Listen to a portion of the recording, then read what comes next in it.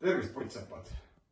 Täna tutvustan teile Simnitron OÜ korstna renoveerimisdetaile.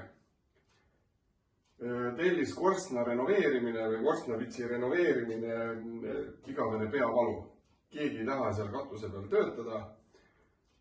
Ja oleme siis mitu aastat tegelenud tootearendusega ja valmis saanud sellised renoveerimisdetailid, mis teevad pottsepa elu hästi lihtsaks.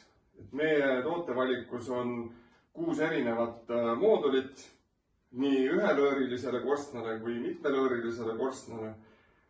Ja renoveerimisdetail ise on tehtud sellisest materjalist nagu vahtklaas, mis on siis ümber töödeldud klaas. Ta on suletud pooriga, ta ei ime niiskust, ei oma mingisuguseid toitaineid ei seentele, ei hallitusele, juhib soojust ülihalvasti, kannatab kõrget temperatuuri ja ise on kerge kaaluga.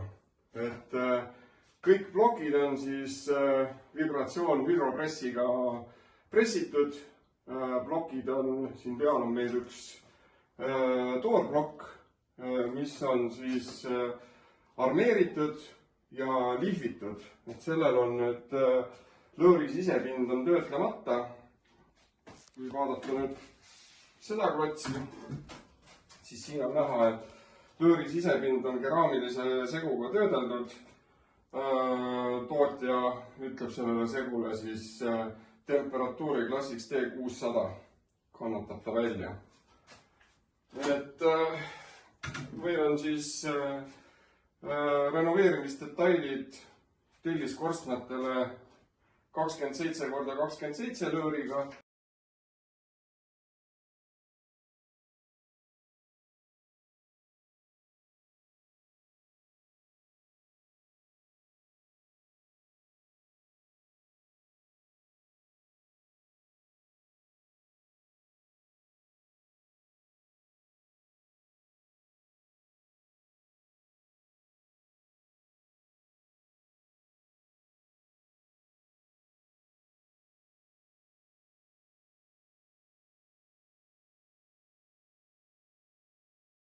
(14 x 27 lõõriga ja mitmelõõrilise korstna detailid on siis 14 x 27 lõõriga. Neid me tutvustame ühes teises videos.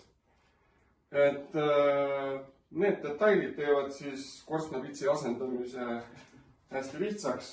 Ei ole vaja teha muud, kui viia vastavalt vajadusele 6-7 plokki katuse peale.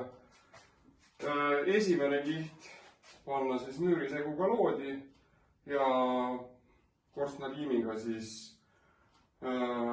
paigaldada nüüd ülejäänud detailid üksteise peale.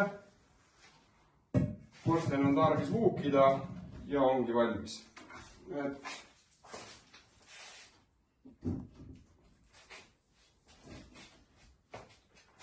Kui korstnaliim vahele panna, siis vuugid peaksid ilusti kattuma.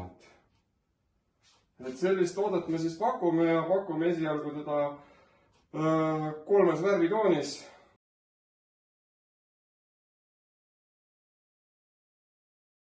Tumedat, siis tavalist telliskivi punast ja varjundiga punast. Toode pakub iseendast 10 erinevat värvitooni. Neid siis tasapisi hakkame vaikselt mahtu tootma.